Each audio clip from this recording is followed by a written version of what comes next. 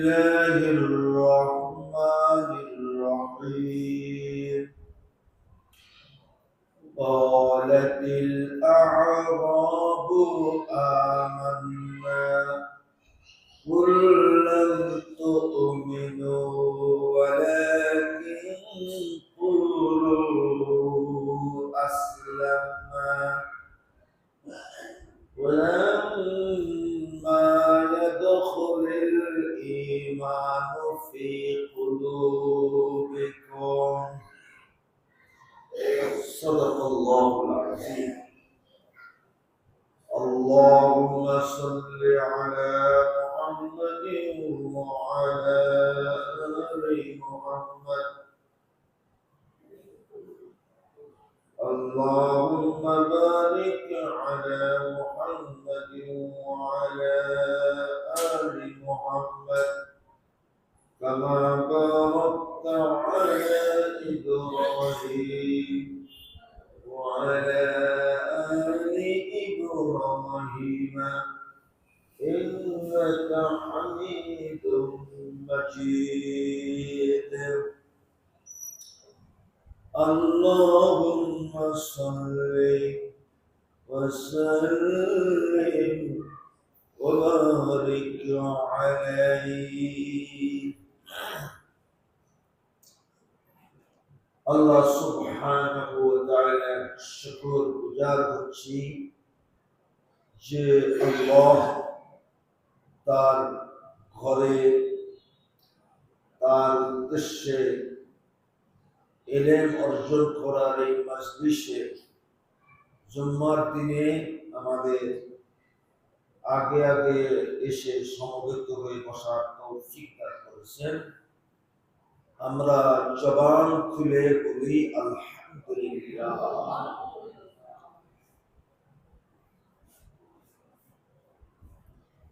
আজকে আমাদের আলোচ্য বিষয় হলো আল খুতবাতু ফি ইসলাহি ইসলাহিল বাতিল। আমাদের আলোচ্য বিষয় হলো আমাদের অন্তর্গত বিষয়গুলিকে সংশোধন করা। আরো ভালো বাংলায় বললে হয় যে আজকের আলোচ্য বিষয় হলো গুপ্ত। কি বললাম? গুপ্ত।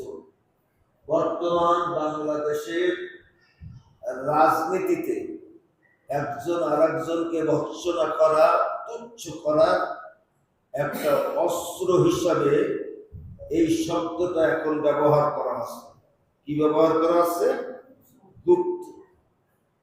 এখন এই গুপ্ত শব্দটা আসলে দোষণীয় কোন শব্দ কিনা, এই শব্দটা কুরআন এবং হাদিসের আলোকে গুপ্ত শব্দের অবস্থান কোন পর্যায়ে, এবং যারা গুপ্ত গুপ্ত বলে আরেকজনকে তুচ্ছ তাচ্ছিল্য করে সেও গুপ্ত দোষে দোষী কিনা, তার মধ্যে কোনো গুপ্ত বিষয় আছে কিনা। এজন্য আজকে আমরা বোঝার চেষ্টা করব গুপ্ত শব্দটার গুরুত্ব, গুপ্ত শব্দটা আসলে খারাপ শব্দ কিনা, এবং ইসলামের আলোকে আমরা এই শব্দটা কিভাবে মূল্যায়ন করতে পারি। শব্দটা কখনো খারাপ হতে পারে না। গুপ্ত আমাদের শরীরের মধ্যে একটা অঙ্গের নামই তো গুপ্ত। আমরা বলি যে গুপ্তাঙ্গ। এখন যারা আরেকজনকে তুচ্ছ করার জন্য গুপ্ত গুপ্ত করে চিল্লায়, সে কি তার গুপ্তাঙ্গকে প্রকাশ করতে পারবে? পারবে না। সে তো নিজেই গুপ্ত দোষে দোষী। বরং এই অঙ্গটা যদি আমরা প্রকাশ করি তাহলে মানব সভ্যতার আর চিহ্ন থাকবে। তাহলে কিছু বিষয় গুপ্ত থাকায় কি ভালো, শ্রেয়। এখন আমরা বোঝার চেষ্টা করব যে ইসলামের আলোকে গুপ্ত শব্দের অবস্থান কোন পর্যায়ে। এক নম্বর আল্লাহ রাব্বুল আলামিন সূরা ওয়াকিয়ার মধ্যে বলতেছেন ইন্নাহু লাকুরআনুন কারীমুন ফি কিতাবিন মাকনুন লা ইয়ামাসসুহু ইল্লাল মুতাহহারুন।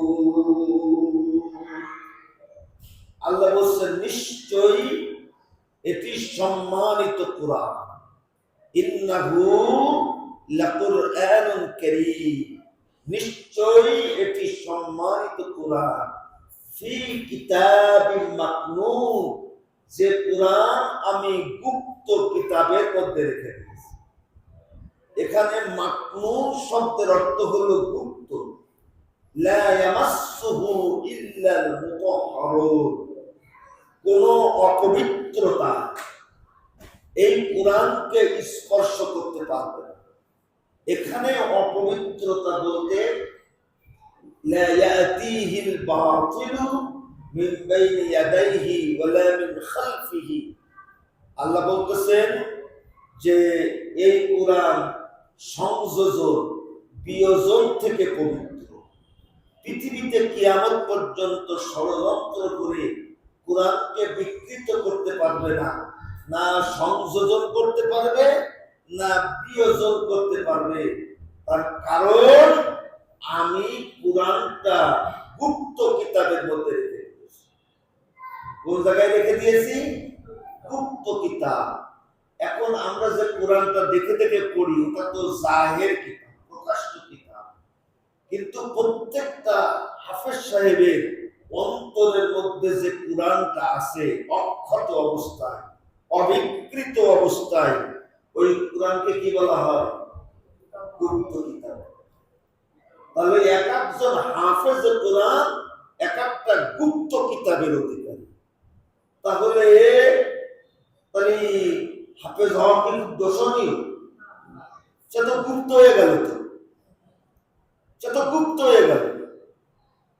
বললেই তো হবে না মূর্খের মতো।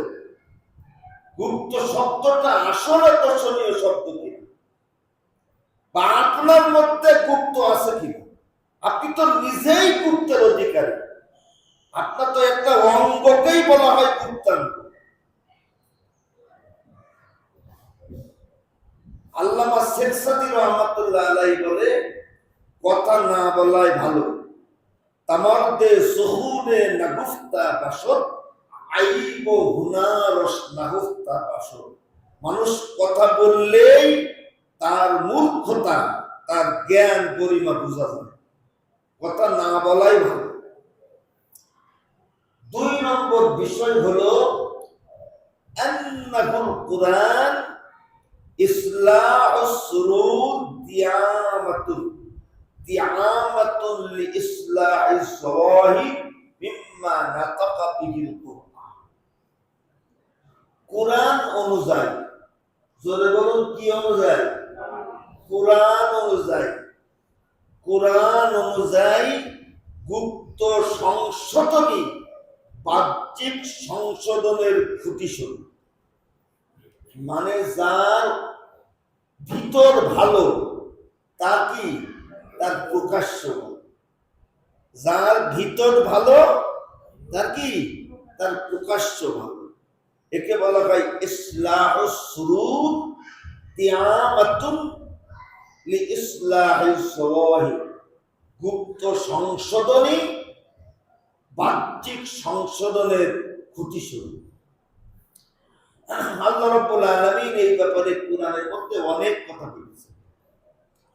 যেমন একবার মদিনায় দুর্ভিক্ষ দেখা দিল। দুর্ভিক্ষের সময় মরুভূমিতে বসবাস করে এমন কিছু লোক যারা তখনও পর্যন্ত মুসলমান, মুমিন, ঈমান আনে নাই, তারা আপনার আল্লাহর নবী তখন মদিনায় আপনার দুর্ভিক্ষের কারণে সাহায্য সহযোগিতা করতেছিলেন বাইতুল মাল থেকে। তখন মরুভূমিতে বসবাস করা ওই লোকগুলি এসে তারা মনে করে যে আমরা যদি বলি আমরা মুসলমান হয়ে গেছি, মোমেন, তাহলে আমাদের দান সৎকার করবে। তারা এসে বলতেছে যে আমরা মোমেন, আমরা ঈমান এনেছি, আপনি আমাদের দান সৎকার করেন। আল্লাহ নবী তাদেরকে সাহায্য সহযোগিতা করলেন, তখন এই আয়াত নাযিল হয়। আল্লাহ বলছেন, ক্বালাতিল আ'রাবু আমান্না কুল লাম তু'মিনু ওয়ালাকিন কুলু আসলামনা ওয়ালাম্মা ইয়াদখুলিল ঈমানু ফী কুলুবিকুম। আল্লাহ বলছে মরুচারী, মরুভূমির লোকেরা এসে বলছে আমান্না, আমরা ঈমান এনেছি, আমরা মুমিন হয়েছি।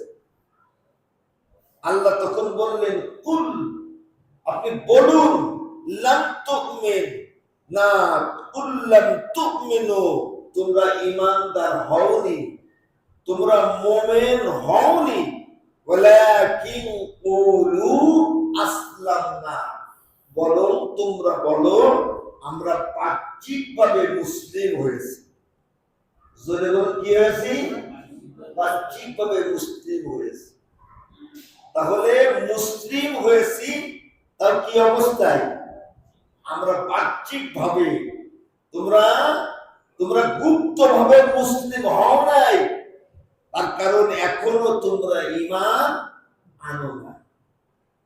তাহলে বোঝা গেল ঈমান একটা কি বিষয়? আরে কথা কচ্ছে না কেন? ঈমান একটা গুপ্ত বিষয়। যারা গুপ্ত গুপ্ত বলে চিল্লায়, তারা কি ঈমান আনে নাই? কথা কচ্ছে না কেন? তারা কি ঈমানদার দাবি করে না? ঈমান তো একটা গুপ্ত বিষয়। আমরা এই সম্পর্কে একটা বিখ্যাত হাদিসে কুদসি আমরা মনে করতে পারি। আন ওমর ইবনুল খাত্তাব রাদিয়াল্লাহু তাআলা আনহু থেকে বর্ণিত, তিনি বললেন, নাহানু ইনদা রাসূলিল্লাহ, আমরা একদিন রাসূলের মজলিসে বসেছিলাম। ইযা তালা আলাইনা রাজুল, এমন একটা সময় একজন আগন্তুক, একজন ব্যক্তি আমাদের এখানে আসলেন, আমাদের মজলিসে আসলেন, এবং কোন প্রকার পারমিশন, অনুমতি ব্যতীত হাত্তা জালাসা ইলা নবী সাল্লাল্লাহু আলাইহি ওয়াসাল্লাম, সরাসরি রাসূলের সামনে গিয়ে বসলেন। আমাদের মধ্যে কেউ তাকে চেনে না। আর আরবের কোন গোত্রের লোকেদের চেহারার সাথেও মিল খায় না। আর তিনি দূর দূরান্ত থেকে সফর করে এসেছে, এইরকম তার আলামত তার শরীরের মধ্যে নাই। তার চেহারাটাই ভিন্ন। শুভ্র পোশাকের অধিকারী, মাথার চুলগুলো কালো কুসকুস করতেছে।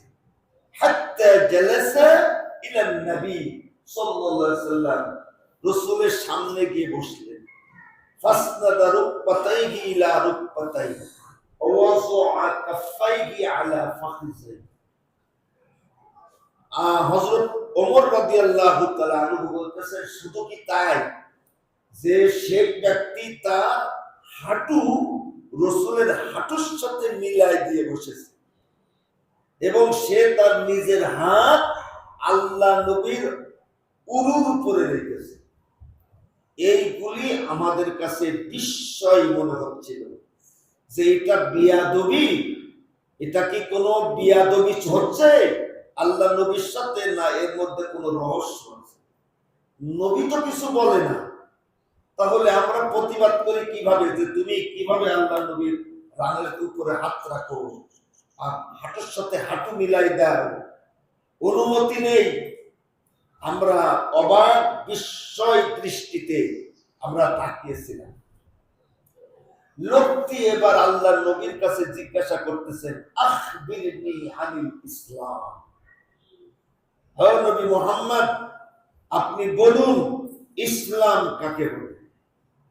আল্লাহর নবী ছাত্রের মতো জবাব দিচ্ছেন, আনতাশহাদু আল্লা ইলাহা ইল্লাল্লাহ ওয়া আন্না মুহাম্মাদার রাসূলুল্লাহ ওয়া তুকিমুস সালাহ ওয়া তুতুজ যাকাত ওয়া তাসুমু রমাদান। প্রকাশ্যে ইসলামের ঘোষণা দিয়া এটা হলো ইসলাম। সালাত কায়েম করা ইসলাম, যাকাত আদায় করা ইসলাম। মানে বাহ্যিক কর্মকাণ্ডকে কি বলা হয়? আরে কথা কচ্ছে না কেন? বাহ্যিক। এই জন্য ইসলামের আরেক নাম হলো আমল। ইসলামের আরেক নাম কি? আমল। আর ইমানের অপর নাম হলো নিয়ত। ইমানের অপর নাম কি? ইন্নামাল আমালু বিন্নিয়াত। সমস্ত আমল নিয়তের উপরে নির্ভরশীল। আমল দেখা যায় না, আর নিয়তটা কি? নিয়ত হলো গুপ্ত। কথা বলছে না? নিয়তটা কি? নিয়তটা তো গুপ্ত। আপনি যে গুপ্ত গুপ্ত করে চিল্লান, আপনার মাথা চুল থেকে পা নখ পর্যন্ত কোটি কোটি গুপ্ত। আপনার শরীরের মধ্যে তো একটা অঙ্গের নামই তো গুপ্তাঙ্গ।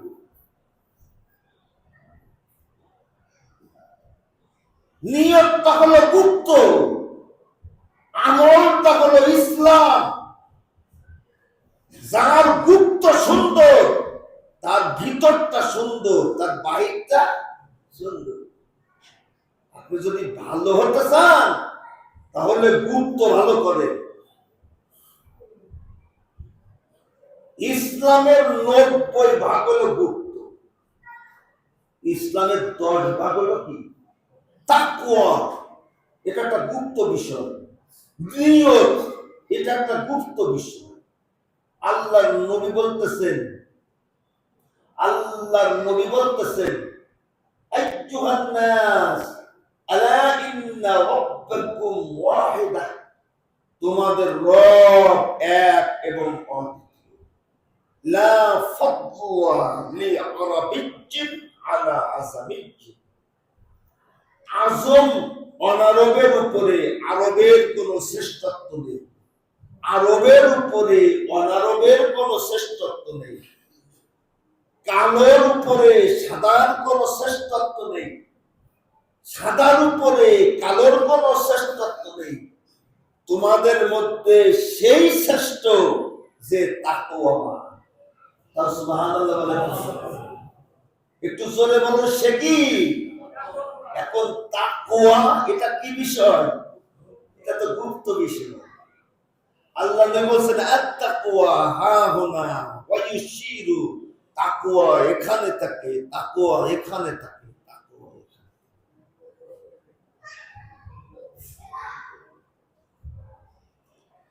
এখন ঈমান একটা গুপ্ত বিষয়। এখন ঈমান যদি গুপ্ত বিষয় হয় তাহলে আমরা ঈমান আনা কি বাদ দেব? আরে কথা কচ্ছে না কেন? গুপ্ত শব্দটা তো খুব খারাপ। তাহলে ঈমান আনা বাদ দিতে হবে। এবং ঈমান আনার বিষয়গুলিও গুপ্ত। ফেরেশতার উপরে ঈমান আনতে হবে, ওটা প্রকাশ্য না গুপ্ত? আল্লাহর উপরে ঈমান আনতে হবে, ওটা প্রকাশ্য না গুপ্ত? শুধু কি গুপ্ত? এখন আল্লাহর উপরে ঈমান আনলেই তো ঈমান হবে না। আল্লাহর উপরে ঈমান আনতে হবে কিভাবে? যেভাবে কোরআনে বলেছে।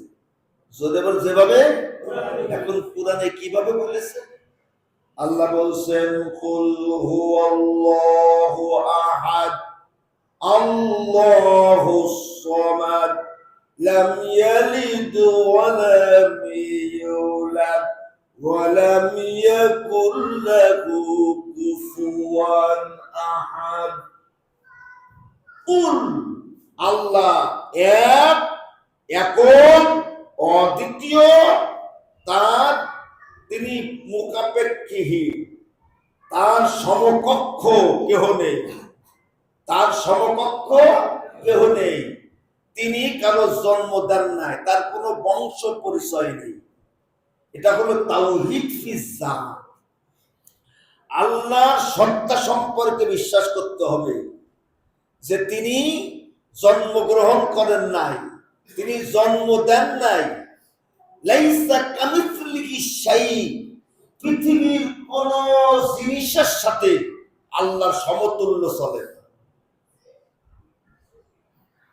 এখন পৃথিবীর কোন জিনিসের সাথে আল্লাহর দৃষ্টান্ত দেওয়া কি যাবে না। এটা হলো তাওহীদ ফিজ্জা। তাহলে আল্লাহ কি রাখো? আল্লাহ আল্লাহর মতো। জোরে বলুন আল্লাহ। আওয়াজ হলো না আল্লাহ। আল্লাহ আল্লাহর মতনই যদি হয়, দৃষ্টান্তই যদি না দিয়ে যায়, তাহলে এটা কি বিষয় হয়ে গেল? কথা বলছে না কেন? এটা তো গুপ্ত বিষয়। শুধু কি তাই? এবার আল্লাহ রাসূল বলতেছেন, ইন্না লিল্লাহি তিসআতা ওয়া তিসঈনা ইসমান, আল্লাহর 99টা নাম। ফামান আহসাহা, গুণবাচক নাম। আল্লাহ নবী বললেন, এই গুণবাচক নামের মাধ্যমে আল্লাহর গুণাবলী তুলে ধরা হয়েছে। এই গুণাবলী সহ এই নামগুলি যারা বিশ্বাস করবে, দাখালাল জান্নাহ, জান্নাতে চলে গেছে। তাহলে আল্লাহর নাম কয়টা? আল্লাহর সত্তাগত নাম আল্লাহ। আল্লাহর একটা গুণবাচক নাম হলো রহমান। কুলিদুল্লাহ আবিদুর রহমান। আল্লাহর আরো নাম আছে। আল্লাহ বলছে হুয়াল্লাহুল মালিকুল, হুয়াল্লাহুল্লাযী লা ইলাহা ইল্লাহু, আল মালিকুল কুদ্দুস, আসসালাম, আল মুমিন, আল মুহাইমিন, আল আজিজ, আল জব্বার। জোরে বলুন কার নাম? কার নাম? আল কুদ্দুস, তিনি অতি পবিত্র। আসসালাম, আল্লাহর একটা নাম আছে সালাম, তিনি শান্তিদাতা। আল মুমিন, এই যে মুমিন বলি না, আল্লাহ মুমিন। আমরা মুমিন মানে বিশ্বাসী, আর আল্লাহ মুমিন মানে নিরাপত্তা বিধায়ক। সুবহানাল্লাহ। আল্লাহ কি? নিরাপত্তা বিধায়ক। আল্লাহু লা ইলাহা ইল্লা হুয়াল হাজ্জুল কাইয়্যুম। আল্লাহর নাম আহাজ্জুন, তিনি চিরঞ্জীব। কাইয়্যুম, তিনি চিরন্তন। জোরে বলুন আল্লাহ কি? চিরন্তন। এটা আল্লাহর গুণবাচক নাম। আল্লাহর আরো নাম আছে না নেই? আল্লাহ বলছে হুয়াল আউয়ালু, আল্লাহর একটা নাম হচ্ছে আল আউয়াল। হুয়াল আখিরু, আল্লাহর নাম হলো আল আখির। আল্লাহর নাম হলো হুয়াজ যাহির, আল্লাহ হলো প্রকাশ্য। আল্লাহর আর একটা নাম হলো আল বাতিন, বাতিন মানে হলো গুপ্ত। সুবহানাল্লাহ। আল্লাহর একটা নামই তো গুপ্ত। আউয়াল মানে প্রথম। প্রথম মানে কি? আল্লাহ তখনও ছিলেন যখন কিছুই ছিল না। এটা আল্লাহর নাম। আল্লাহ প্রথম, আল্লাহ শেষ। আল্লাহ তখনও থাকবেন, কেউ থাকবে না, কিছুই থাকবে না। আল্লাহর নাম এটা। আল্লাহর আর একটা নাম হলো যাহির। আল্লাহ আমাদের সামনে প্রকাশমান, কিন্তু আমরা দেখতে পারিনি। আমরা কি দেখতে পারিনি? আচ্ছা বলেন তো, যে বাতাসের কারণে আমরা শ্বাস প্রশ্বাস গ্রহণ করি, এটা প্রকাশ্য না গুপ্ত? বাতাস গুপ্ত, সহ্য করা যায়। আল্লাহর নাম হচ্ছে আল বাতিন। তাহলে আল্লাহর একটা নামই কি? গুপ্ত।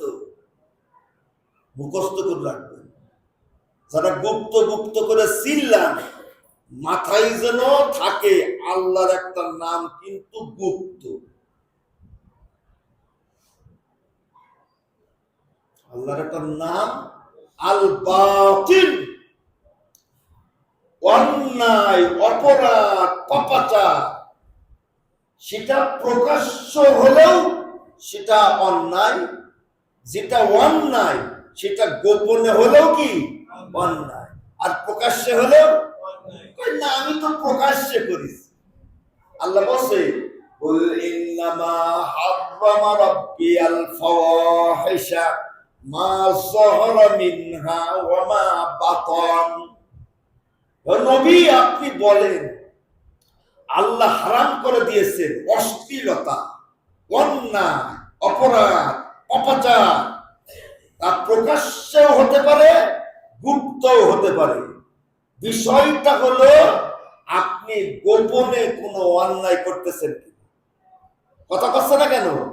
তাহলে গুপ্ত শব্দের কোনো দোষ নেই। দোষ হচ্ছে পাপাচারে, দোষ হচ্ছে অশ্লীলতা। চলে বলুন ঠিক কিনা?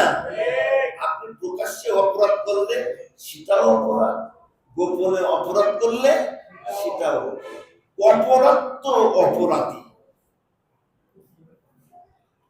আরে ভাই, আমরা যারা বসে আছি না, আমরা প্রত্যেকেই একটা গুপ্ত সত্তার অধিকারী।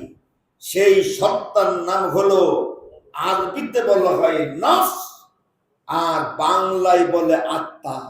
বলবেন না সুবহানাল্লাহ? তাহলে আমি, আমার শরীর কে বিন্যস্ত করা হয়েছে,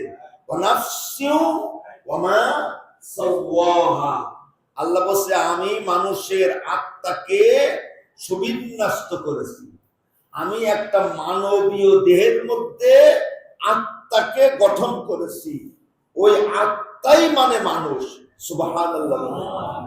তাহলে আমি তো আমার অঙ্গ প্রত্যঙ্গ দেখি, আমার বডিটা দেখি, আমি তো আমারই দেখি না।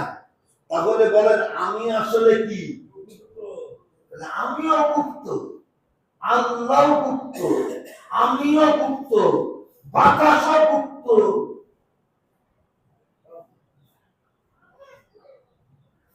বিষয়টা যার গুপ্ত ভালো তার প্রকাশ্য ভালো। জোরে বাজার গুপ্ত ভালো কি তার প্রকাশ্য। হ্যাঁ, আল্লাহ কি বলে শোনেন।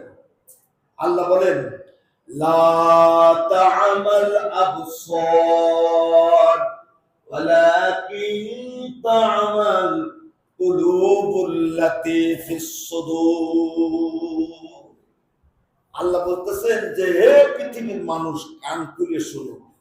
তোমাদের মধ্যে যাদের চামড়ার চোখ নেই ওদেরকে তোমরা অন্ধ বলো না, ওরা আসলে কানা না। ওয়ালাকিন তা'মাল কুলুবুল্লাতী ফিস সুদূর। আসল অন্ধ হলো বক্ষস্থিত অন্তর যাদের নষ্ট হয়ে গেছে। তাহলে আসল অন্ধ হলো যাদের অন্তরের চোখ নেই। এটা কি বিষয়? আরে কথা কচ্ছে না কেন? এটা হলো তো গুপ্ত বিষয়। কার অন্তরের চোখ নেই? দুনিয়ার কোন পশু পাখি প্রাণীর আল্লাহ অন্তরের চোখ দান করে, চামড়ার চোখ দান করেছে। কিন্তু মানুষকে আল্লাহ কি দান করেছেন? অন্তরের চোখ দান। অন্তরের চোখ দিয়ে দেখা যায় না, যায় না? আল্লাহ বলছে আসল চোখ হলো অন্তরের চোখ।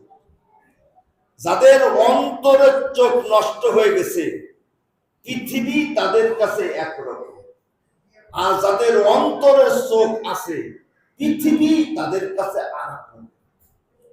আল্লাহ বলতেছেন ইয়ালামু যাহিরাম মিনাল হায়াতিদ দুনিয়া ওয়া হুম আনিল আখিরাতি হুম গাফিলুন।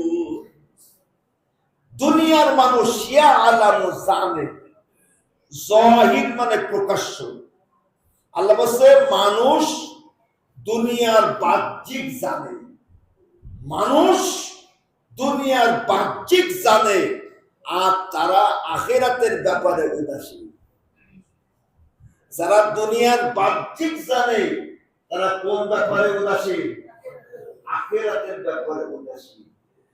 আজ যারা দুনিয়ার গুপ্ত জানে তারা আখিরাতের ব্যাপারে সতর্ক। সুবহানাল্লাহ বলবেন না? তাহলে দুনিয়ারও কি আছে? দুটো দিক আছে, একটা হলো জাহের আর একটা কি দুনিয়ার গুপ্ত বিষয় হলো আল্লাহ নবী বলেছে আদ দুনিয়া জিফা, এটা হলো দুনিয়ার গুপ্ত বিষয়। আল্লাহ রাসূল বলেছে দুনিয়াটা হলো একটা মরা মুড়ি। মুড়ি ছিলেন মরা মুড়ি, মরা মরা একটা দেহ। এই দুনিয়া, এই মরি, এই মরা দেহ যারা অন্যায় ভাবে উপার্জন করতে চায় তারা কুকুর সমতুল্য। তারা কি সমতুল্য? এই পৃথিবীর হাকিকত হলো আল্লাহ রসুল বলেন এই পৃথিবী আল্লাহর কাছে যদি একটা মশার দানার মর্যাদা থাকতো তাহলে কোন কাফেরকে আল্লাহ এক ঢোক পানি পান করতে দিতেন না। এটা হলো পৃথিবীর গুপ্ত বিষয়।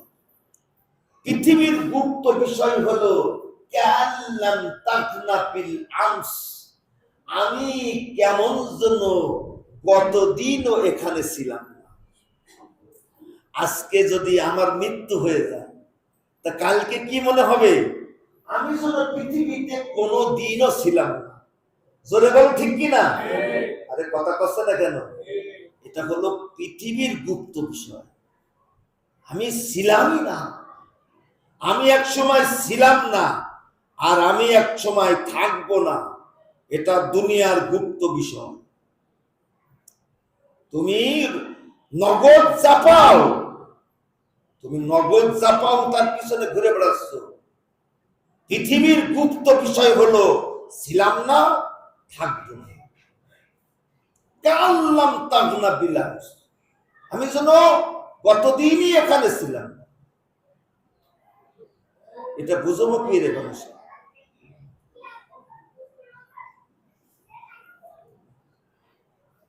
তাহলে আমার সত্তাটাও কি একটা গুপ্ত।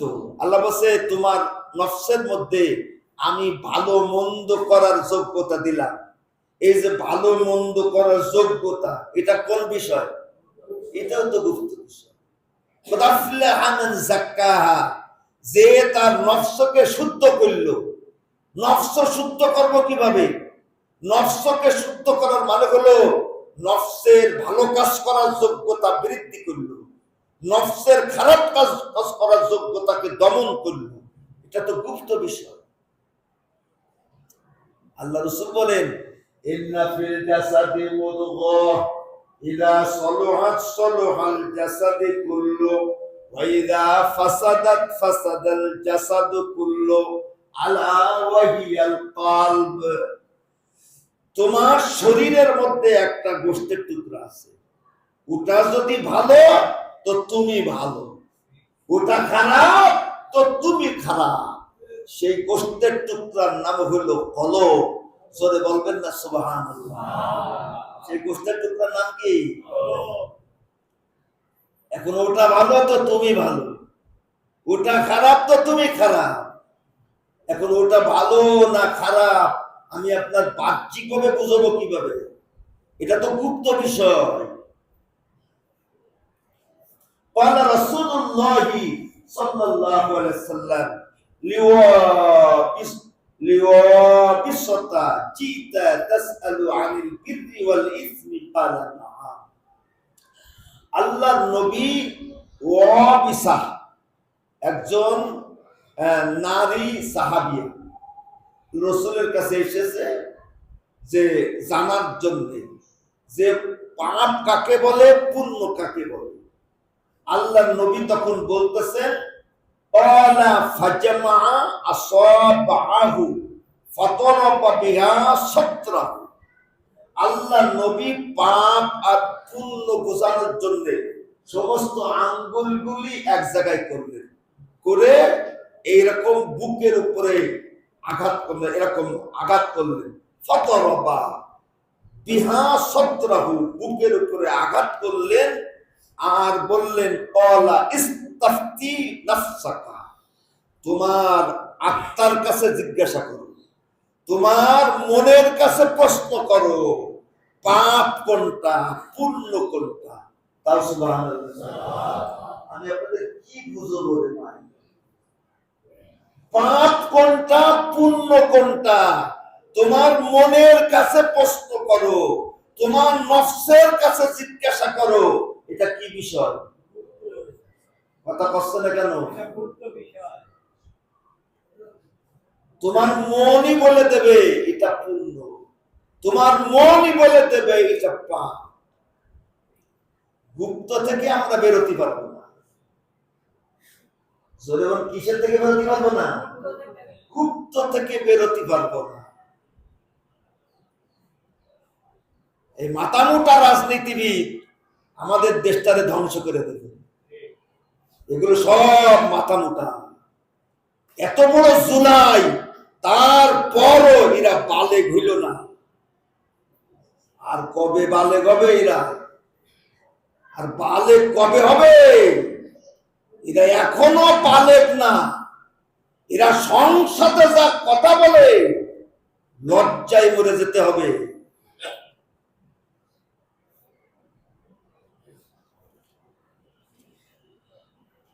আরে রসুল কি বলে তাই শোনেন। قال رسول الله صلى الله عليه وسلم أن الرجل ليكون من أهل الصلاة والصوم والزكاة والحج والعمرة।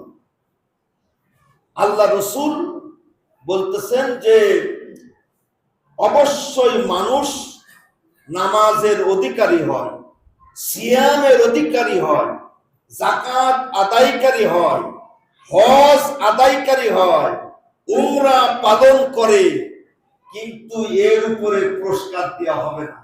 তাও সুবহানাল্লাহ কয় না কেন? কিসের উপরে পুরস্কার দেওয়া হবে? ওমা ইউজজা ইয়াউমাল কিয়ামাতি ইল্লা বিকদরি আকলিহি। সে যে সালাত আদায় করেছে, সে যে যাকাত আদায় করলো, সে যে সিয়াম করলো, সে যে আমল করলো, তার বিবেকের পরিমাণ অনুযায়ী পুরস্কার দেওয়া হবে। এখন বিবেকটা কি? আরে কথা বলছে না কেন? যে বিবেকের উপরে ভিত্তি করে তোমার পুরস্কার দেওয়া হবে, এটা কোন বিষয়?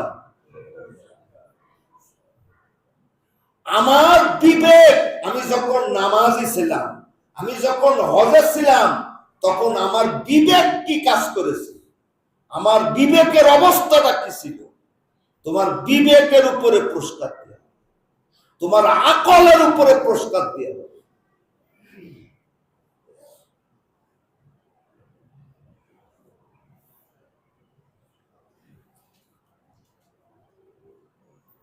কাহাফ, সূরা কাহাফ। আচ্ছা বলেন তো, আল্লাহ নবী ওয়াইনা ইবনে হিলস, কি নাম বললাম? ওয়াইনা ইবনে হিলস, এর মক্কার মধ্যম সারির সর্দার। আল্লাহ নবীর কাছে একদিন দরবারে এসে বলছে, ও মুহাম্মদ, তুমিও কুরাইশ, আমিও কুরাইশ, কিন্তু তোমার এই দরবারে বিলাল, আম্মার, খাব্বাব, এরা এর জীর্ণ শীর্ণ, মানে আপনার মানে চেহারা গুলো ফকিরের মতন, বস্ত্রগুলো জীর্ণ শীর্ণ, এদের কারণে তোমার দরবারে আসতে পারে। তুমি যদি আমাদের জন্য আলাদা ব্যবস্থা করো তোমার আল্লাহর কথা শোনানোর জন্য, তাতে আমরা রাজি আছি। আমরা সমাজের বিশিষ্ট ব্যক্তি, ভিআইপি মানুষ, ওই তোমার ওই গরিব সাহাবীদের সাথে এক জায়গায় বসতে পারে। আল্লাহ নবী সিদ্ধান্তহীনতায় ভুগছে। আমি কি বলবো, আয়াত নাযিল হয়ে গেল। তাও সুবহানাল্লাহ। কি বলে শোনেন, আল্লাহ ওয়াসবির নাফসাকা মা'আল্লাযীনা ইয়াদউনা রাব্বাহুম বিল গাদাত ওয়াল আশি ইউরিদুনা ওয়াজহা। ও নবী, আপনি তাদের সাথেই থাকবেন যাদের বুকের মধ্যে আমি আল্লাহ বিদ্যমান। আপনি তাদের সাথেই থাকবেন ইউরিদুনা ওয়াজহা, যারা আল্লাহকে চায়। এই যে আল্লাহকে চায়, এটা কোন বিষয়?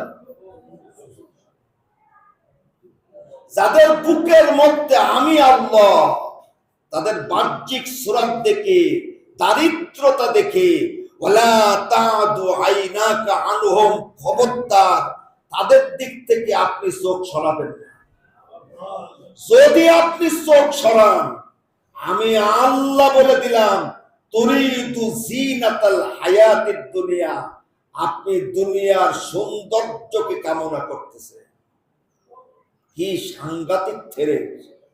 এরপর আল্লাহ বলতেছেন, ওয়ালা তুতি মান আগফালনা কলবাহু, আপনি তাদেরকে গুরুত্ব দেবেন না যাদের কলবের মধ্যে আমি নেই। ওয়াত্তাবা হাওয়া, যারা খেয়াল খুশিকে অনুসরণ করে। ওয়াকানা আমরুহু ফুরুতা, যাদের কার্যকলাপ সীমা লঙ্ঘন। আচ্ছা বলে কলবের মধ্যে নেই, আর যারা খেয়াল খুশিকে অনুসরণ করে, এটাও কোন বিষয়? এটাও গুপ্ত বিষয়।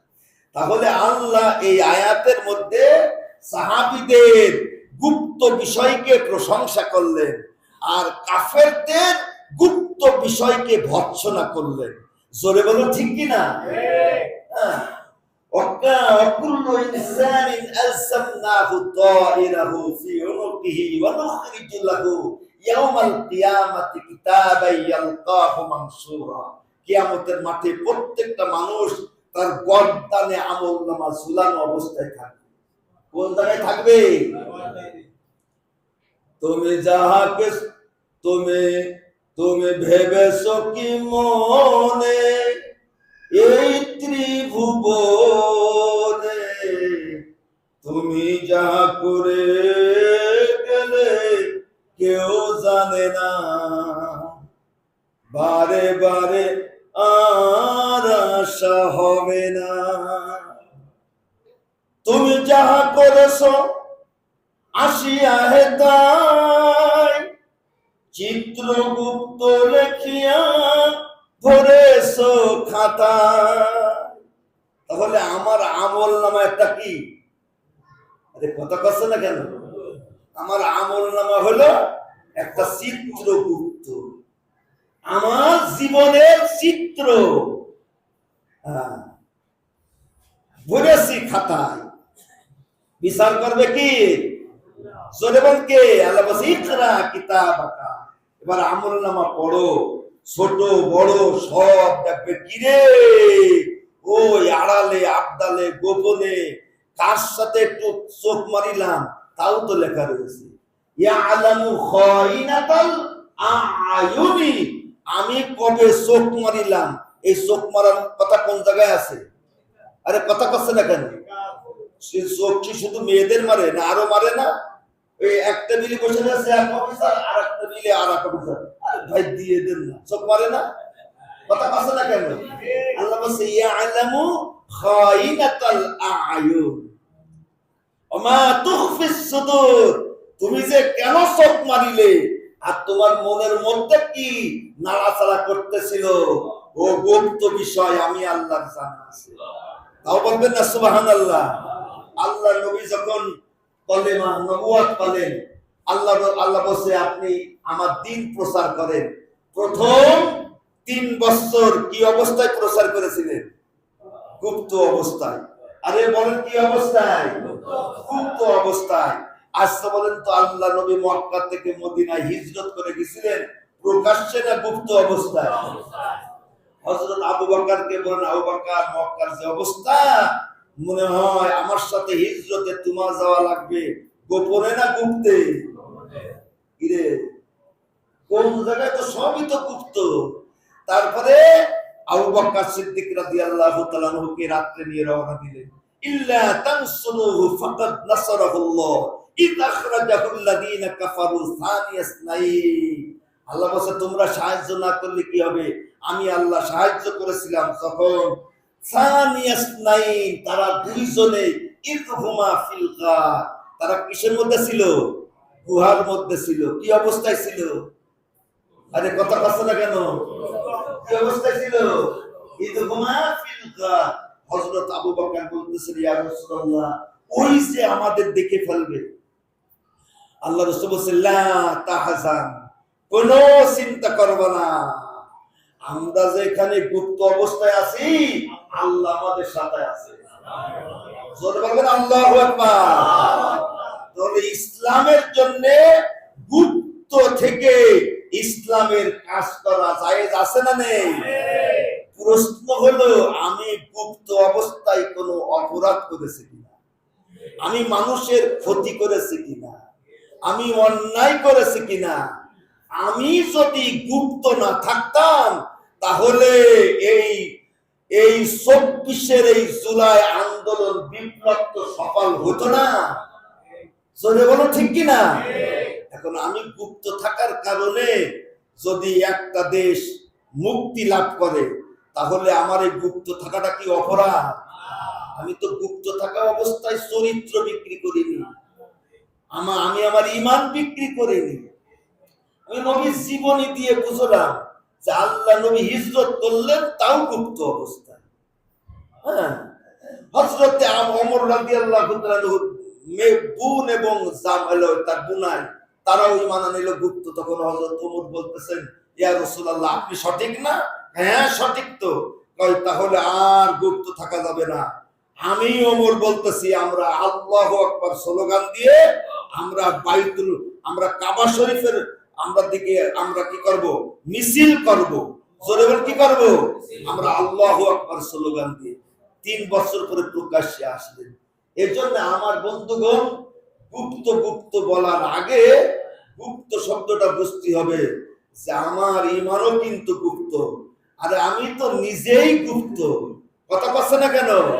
সব যদি আপনি উন্মুক্ত করে দেন তাহলে তো কাপড় খুলে ফেলতে হবে। তাহলে কি খুলে ফেলতে হবে? কাপড় সাহস থাকলে কাপড় খোলেন তো,